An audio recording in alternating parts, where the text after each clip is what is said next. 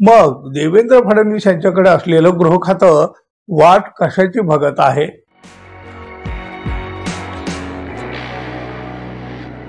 मित्र हो, नमस्कार. महाराष्ट्राच्या राजकारणामध्ये नारायण राणे आणि त्यांची 2 मुलं नेहमी चर्चेत असतात. आता बघा, ही चर्चा कसली असते, कशा पद्धतीनं होत असते, त्यांचा लौकिक काय आहे हे खरं तर आता कोणी कोणाला सांगायची गरज नाही. तुम्हाला तर माहितच आहे ना, हे राणे, त्यांची 2 मुलं, त्यांची विधानं, त्यांचा इतिहास. मागे एकदा बघा, देवेंद्र फडणवीस यांनी भर विधानसभेमध्ये नारायण राणे यांच्यावर दाखल झालेल्या गुन्ह्यांची एक लांब लचक यादी वाचून दाखवली होती. तीही अगदी नारायण राणे यांच्या समोरच. शिवसेना प्रमुख माननीय बाळासाहेब ठाकरे सुद्धा नारायण राणे यांच्याबद्दल बरंच काही सांगत असायचे. हे नारायण राणे बाळासाहेबांच्या कृपेनं राज्याचे मुख्यमंत्रीही झाले. पुढं भाजपच्या कृपेनं केंद्रात सुद्धा मंत्री झाले. मोदी यांच्या मंत्रिमंडळामध्ये एकाहून एक मोठी पदं मिळाली त्यांना, पण जनमानसात त्यांच्या प्रतिमेला स्थान काही नाही मिळालं. कारण काय तुम्ही जाणता. ते त्यांचे चिरंजीव असलेले नितेश राणे हे सुद्धा आता देवेंद्र फडणवीस यांच्या मंत्रिमंडळामध्ये मंत्री आहेत. पण हे मंत्री कुठल्या कारणावरून गाजत आहेत हे गेल्या 4 महिन्यात आपण पाहतो आहोत. पण आता मात्र एकनाथ शिंदे गटाचे मंत्री भरत गोगावले यांनी एक वेगळीच खळबळ उडवून दिली. एका कार्यक्रमामध्ये, हो जाहीर कार्यक्रमामध्ये बोलताना त्यांनी, म्हणजे या मंत्री भरत गोगावले यांनी नारायण राणे यांचं कौतुक केलं की त्यांच्या गुन्हेगारीचा पाडा वाचला हे मात्र समजू शकलं नाही. या भरत गोगावले यांनी थेटपणे नारायण राणे यांना खुनी ठरवलं. खुनी. नारायण राणे हे एवढ्या सहजपर्यंत इथवर पोहोचले नाहीत, म्हणजे एवढे मोठे ते असे सहज झाले नाहीत, तर त्यांनी हाणामाऱ्या केल्या, मर्डर, असं काही काही केल्याचं गोगावले यांनी सांगितलं. गोगावले हे एकनाथ शिंदे गटाचे मंत्री आहेत. आता मंत्री म्हटलं की ते पद जबाबदारीचं आलं. नारायण राणे यांनी मर्डर केल्याचं हे मंत्री महोदय म्हणतात.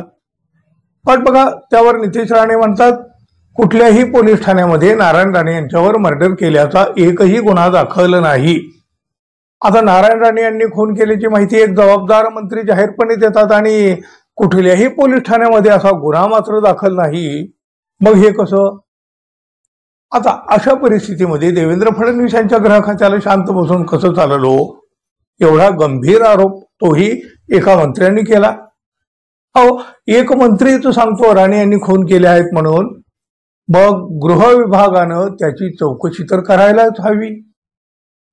विरोधी पक्षनेते अंबादास दानवे तर म्हणाले, नारायण राणे हे केंद्रीय मंत्री होते, ते पंतप्रधानांच्या बाजूला असतात. अशा स्थितीत पंतप्रधानांच्या सुरक्षेलाही धोका निर्माण झालेला आहे.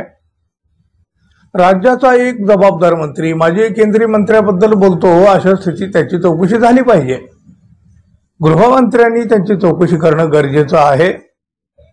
सध्या मुख्यमंत्री हतबल आहेत काय, असा प्रश्न देखील दानवे यांनी विचारला. पण बघा, म्हणजे राणे यांचे कट्टर विरोधक ते वैभव नाईक, त्यांनी सुद्धा म्हटलं भरत गोगावले जे बोलले ते सत्य आहे. राणेंचा इतिहास सगळ्यांनाच माहित आहे, पण आता गोगावले बोलल्यामुळे ते पुन्हा एकदा सिद्ध झालं. म्हणजे एक मंत्री माजी केंद्रीय मंत्र्यावर खुनासारखा गंभीर स्वरूपाचा आरोप करतो, तोही जाहीरपणे. दुसरा एक विरोधकातला नेता त्याला दुजोरा देतो. म्हणजे एकूण हे सगळं प्रकरण अत्यंत गंभीर तर आहे. खून केल्याचे जाहीर आरोप तेही एक मंत्रीच करतात. राणे हे महायुतीत आहेत आणि त्यांच्यावर एवढा मोठा आरोप करणारे हे मंत्री सुद्धा महायुतीत आहेत. मग देवेंद्र फडणवीस यांच्याकडे असलेलं गृह खातं वाट कशाची बघत आहे? नारायण राणे यांनी खून केल्याचे जाहीर आरोप एक मंत्री करतात आणि तरीही फडणवीस यांचा गृह विभाग याकडे दुर्लक्ष करणार का? मंत्री असलेल्या भरत गोगावले यांच्याकडून माहिती घेऊन त्या कथित खुनाचा तपास केला जाणार का? की दोन्हीही नेते महायुतीत आहेत म्हणून फडणवीसांचा गृह विभाग डोळ्यावर पट्टी बांधून बसणार? नको तिथं भलतंच ऍक्शन मोडवर येणार हा विभाग, हे खातं, ही यंत्रणा आता नक्की करणार काय? खरं तर देवेंद्र फडणवीस यांनी आतापर्यंत या बाबतीत काही बोलायला हवंच होतं, पण अजून तरी ते बोललेली दिसत नाहीत. पाहूया आता फडणवीस काय म्हणतायत, त्यांचा गृह विभाग काय करतो आहे ते. पण एका मंत्र्यानं केलेले हे आरोप तितकेच गंभीर स्वरूपाचे आहेत. अशाच प्रकारचा आरोप जर एखाद्या सामान्य माणसावर झाला असता तर ही खाकी वर्दी शांत बसली असती काय, दुर्लक्ष केलं असतं काय, डोळेझक केली असती का. पाहूया आता ही देवेंद्र फडणवीस यांच्याकडं राज्याचा गृह खाता आहे आणि एवढ्या मोठा आरोप एका मंत्र्यानं केलेला असताना गृह विभाग आता नक्की काय करतोय. पाहू. धन्यवाद. पुन्हा भेटू. तोपर्यंत नमस्कार.